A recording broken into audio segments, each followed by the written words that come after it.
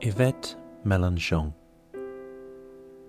Taken in as a young orphan, aged 7, from the streets of Baldur's Gate, Yvette spent the latter half of her childhood in the care of a nomadic tribe of carnival folk who called themselves the Mélenchon Mummers.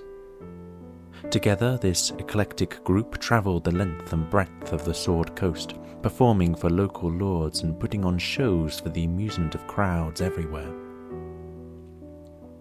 Her adopted father was a man named Orton Mélenchon, the group's charismatic ringmaster. He was a big man, with an even bigger heart, and he was always quick with a joke and a laugh. He did have his secrets, however.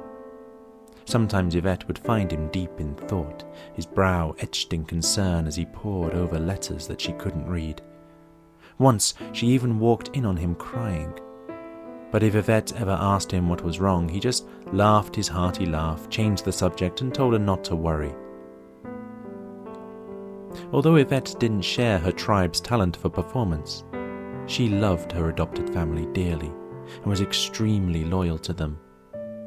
As she grew up, she proved to have a natural talent with the sword. She was naturally lithe and quick, utterly fearless in combat. Shortly after her 16th birthday, Yvette swore her life in service to the Mummers as one of its sworn swords. For the next 5 years, Yvette toured the land with the Mélenchon Mummers, protecting them from raids and scouting out the roads ahead. They were the best years of her life. But then, one day, her tribe came under attack. There was no warning. One moment they were making camp after a long day of travel out of Waterdeep. The next thing she knew, 10 black-cloaked figures had appeared in the camp, throwing bolts of magic around and killing indiscriminately. She tried to fight back and protect her people, but they wielded magic far more powerful than anything Yvette had ever faced before, and they easily overpowered her despite her years of training. They seemed to know exactly where they were going and what they were looking for they marched straight into Orton's wagon, talking about the item. But a moment later they reappeared, talking furiously amongst themselves. Apparently Orton wasn't there, and whatever it was they were looking for was missing too. It was then that one of them saw Yvette and grabbed her. She tried to fight him off, but he paralyzed her with his magic, bound her up in magical restraints, and pulled a hood over her head so she couldn't see. The last Yvette saw of her people were burning wagons, dead bodies, and a scant few survivors screaming as they ran through the smoke. Yvette had failed. The next thing Yvette knew, she was waking in darkness, locked inside a tiny cage that was too small for her to stand up or lie flat in. The next 6 months were ones of endless torment. Twice a day, those strange black-cloaked figures came to Yvette, sometimes alone, sometimes in groups.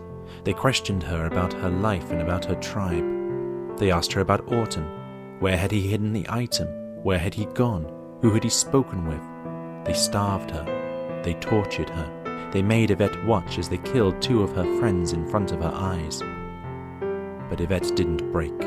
She told them nothing, for she realized that the longer she stayed silent, the more chance her father and the rest of her adopted family had of escaping. It wasn't much that she could do, but it was something. Eventually they grew bored of Yvette. Their visits became less frequent, their questions became less pressing.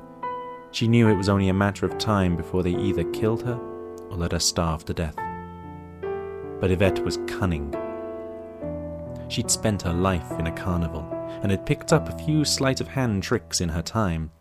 And over the course of those 6 months in captivity, she slowly worked away at her bindings. She found a loose piece of metal and broke it off the cage, hiding that tiny sliver of metal inside her restraints. Any time she was alone, she worked away at her bonds. She picked at them, she weakened them.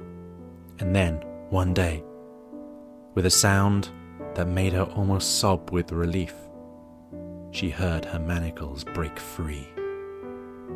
She worked quickly at the lock in her cage, and then finally, for the first time in months, Yvette was unbound.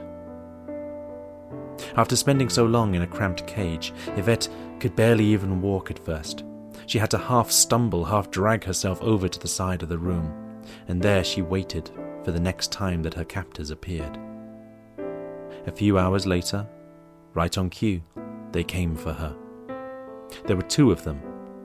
Before they'd even had a chance to realize that Yvette's cage was empty, she was upon them, a ball of hatred and anger, screaming nonsensically as she flung herself at their backs from the shadows. She managed to grab a dagger from around the waist of one of the men. He tried to fight her off. There was a brief scuffle, but he was much stronger than she was, and before she'd had a chance to stab him, he had grabbed her free hand and cast Shocking Grasp. The next thing Yvette knew, electricity was arching through her body, freezing her in place. The other man laughed. Naughty, naughty little bird. You should have stayed in your cage. Then he was gesturing at the dagger in Yvette's hand, and magic was glowing in his fingers as he cast a spell she didn't know. Suddenly, against her will, Yvette found herself moving her hand towards her own face. She tried to fight against it, but her body was paralyzed with electricity, and the mage's mental hold was too strong. Slowly the blade came closer, until she could feel the cold steel pressed against her left eyelid. And then, with a laugh, the mage forced her to push deeper. It was almost gentle. The dagger pushed down into her eye, and Yvette screamed, as pain the likes of which Yvette had never known before coursed through her body. She couldn't fight back. She couldn't resist. Her body had betrayed her. In that moment, Yvette knew that she was going to die. But then, suddenly, in a final moment of defiance, she managed to somehow wrench some semblance of mental control back from the mage. She didn't even think, didn't hesitate. With a flash of steel, she struck down across her own hand, cleaving it away from her body and breaking the Shocking Grasp. The mages had just enough time to register their shock before she'd taken them both across the throat and buried the dagger down to its hilt in one of their skulls. The rest of her escape was uneventful. Yvette was usually interrogated for hours, so it would be a while before anyone noticed the men were missing. She quickly bandaged up her ruined hand and her eye as best she could, and then, taking one of the black cloaks and a set of keys from the men, she headed towards the exit. Wounded, bleeding, beaten, but alive. Since then, Yvette has lived like a ghost, haunting the streets of Waterdeep without direction or home. She is utterly traumatized by what she went through, struggling to deal with her new reality now that she's lost an eye and her good right hand, and mortally terrified of magic in all its forms after months of torture. And yet she moves onwards all the same, fruitlessly searching for any information that might lead to her finding the rest of her tribe or getting revenge on those who wronged her.